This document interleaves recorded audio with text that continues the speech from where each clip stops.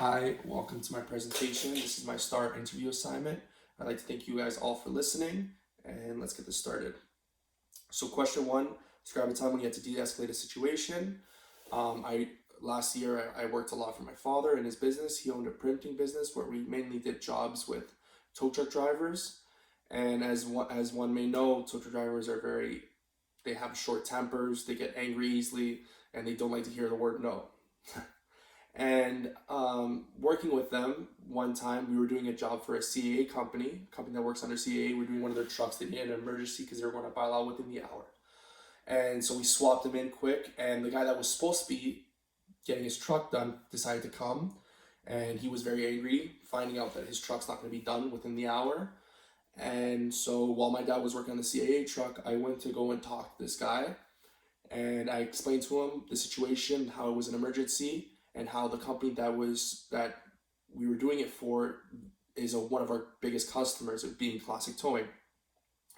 So, and I asked him what time his bailout appointment was, and he said it was the next day. So I talked to him, explained to him that as soon as his truck's done, we'll squeeze him in, get his truck done. And I went and I started cutting out, preparing the job to be done. And as soon as the other truck was done, within 30 minutes, the angry customer had his truck completed. He was on his way. He calmed down after that, really cooled off. We threw some jokes, made him laugh. And at the end of the day, he's still a customer with my father, and to this day, he's still satisfied as far as I know. Question two, describe a time when you worked your hardest and felt a great sense of accomplishment. I worked landscaping for 3 months this summer, from like June to August, if not September, I believe. And I saved up a lot of my money to buy a car, and buying the car myself, putting the plates under my name, putting the car under my name, and doing all that, and finally saying something that big is mine, felt really like I felt really accomplished. I felt like all my work was done for something. It didn't just go to something stupid, and it made me feel really responsible. And I loved having something I could call my own, work on it, take it out when I need to, do whatever I want to it, basically. So I took it very seriously, and it was one of my greatest accomplishments of the year, if you could say. Question three, describe a time when you helped someone in need. Every year up until this year, I volunteered at the Rutherford Sick Kids Foundation. They had a Sick Kids fundraiser every year at their collision center, and I volunteered under my dad's company. We would sell niche stuff, clothing, stickers, anything basically we could sell, and at the end we would donate all the money to the Sick Kids fundraiser on top of whatever everyone else donated. And I also helped set up food, water, speakers. I helped take count of cars, write the numbers down on cars, and basically helped with anything I could. So, and we also donated money on top of what money we made off of what we sold. And last year there was also another fundraiser at Garage 16 that had to do with a young girl. She was like a couple months old at the time. She got diagnosed with a disease that the cure was you can only get it in the US. So, and it was $1 million. So all the car community came up and we raised the money. I believe we raised $130,000, and I donated myself, I think it was like $300.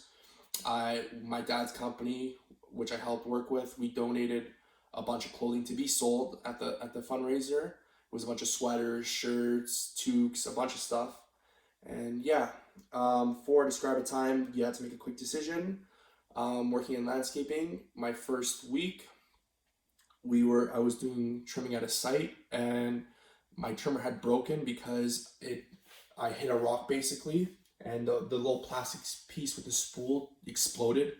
And instead of going to my boss, which is on the other side, which would take me like a good 10-15 minutes to walk to, on the other side of the site, I went to the company truck, grabbed the spare trimmer, replaced the part that I needed, re-spooled everything, and got back to working, finished my trimming.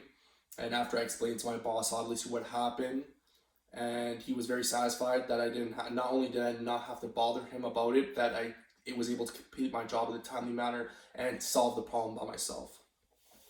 5, tell me a time where you showed discretion when dealing with someone. Again, working on landscaping, because I excelled often at my job and took my job very seriously, My boss, my supervisor or crew lead, you could say, took a good liking to me, and often put me in charge of the other crew members, which were often younger than me, and they were freshly new as well. But I seemed to do better. And so one time specifically, we were doing work at a hospital, and one of my crew members who was in charge of driving a Ford 350 was smoking on the job, smoking marijuana. And when I caught him, he asked me not to tell anybody, but obviously, because he's working with machines that can cause great harm to me, anybody, like any one of our crew members, and not only crew members, people at on site, patients, doctors, and stuff at the time. And on top of that, he was driving the truck, so very bad. I went to my boss, explained him to the situation. He took him off the site, sent him home, and although I was bad in my coworkers' eyes, my boss was very happy with it because I probably prevented an accident from happening. If not, if he would have got pulled over, it would have looked bad in the company. So although I didn't keep it to myself, I said to my boss, I feel like I used my discretion in a great way. Question 6, describe a situation in which you had several things that needed to be done at the same time. How did you handle it? Going back to my job working with my father, I was often in charge of cutting material, designing, dealing with customers, and any other thing. And there was one case where we had one of the companies that we do work for, Rutherford. It's part of Rutherford. It's called ProStar Towing in Peel, like the Brampton area. They had an issue, you could say, where their CVOR number was, they voided almost, and they had to replace all their CVOR numbers. So it was like 30 trucks that we had to do that day, replace the CVOR numbers. And I was talking to customers, I was designing the new CVR numbers, I was cutting them out, peeling them, masking them, and giving them to my father to apply onto the trucks. So it was a very busy day, but I feel like I took care of all those actions at once in a timely manner and managed it well. And finally, 7, describe a time in which you worked with an effective team. Why was it effective? In landscaping, towards the end, I got a part of a really nice crew. My crew lead was, she was one of the best crew leads I've ever been with.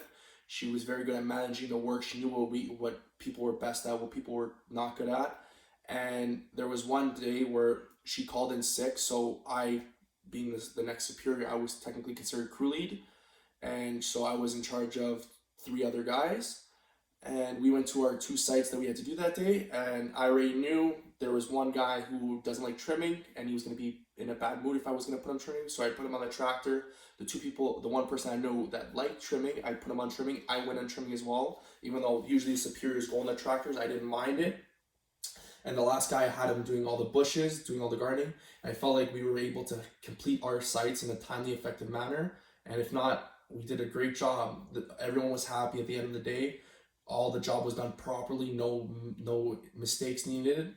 And yeah, I felt that I was able to keep everyone happy, and not only everyone happy on my crew, but my boss happy, and my crew lead, which she then often gave me crew lead opportunities when she was sick because she had a kid, and so it felt nice being put in that sense of responsibility by her.